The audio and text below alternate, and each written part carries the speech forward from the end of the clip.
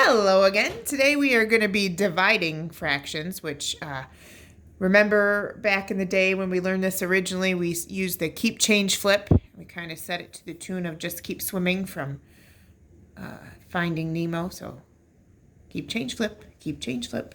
So I'm going to write that at the top here. And flip.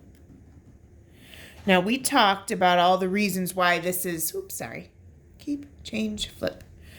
We talked about all the reasons why this works, so we just want to review the process here in this video. So I'm going to keep my first fraction what it is. That's the keep. So I'm going to leave that at 3/4. And then I'm going to change division to multiplication. And then I'm supposed to flip my second fraction. Well, this is a whole number. So remember, to make a whole number a fraction, you can just put it over 1. So if I flip that, remember that's called finding the reciprocal, I'd be left with 1/5. And then I can just multiply here. So 3 times 1 is 3, and 4 times 5 is 20. And I can't simplify that at all, and it's not improper, so that's my final answer there. So keep in mind, keep, change, flip. Okay, so this next one, I'm dividing a whole number by a fraction, but remember, I want to keep my first number, but I'm going to keep it as a fraction. And the fraction for 3 that we could use, and there are many we could use, but I think the simplest one will be 3/1. Change division to multiplication, flip your second fraction. Right, find that reciprocal. So then I have 3 times 2, which will give me 6.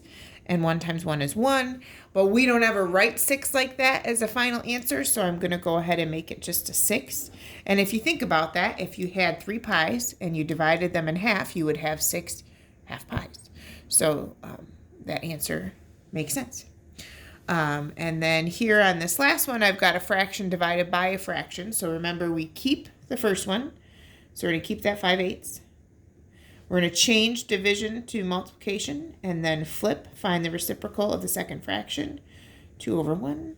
5 times 2 is 10, and 8 times 1 is 8.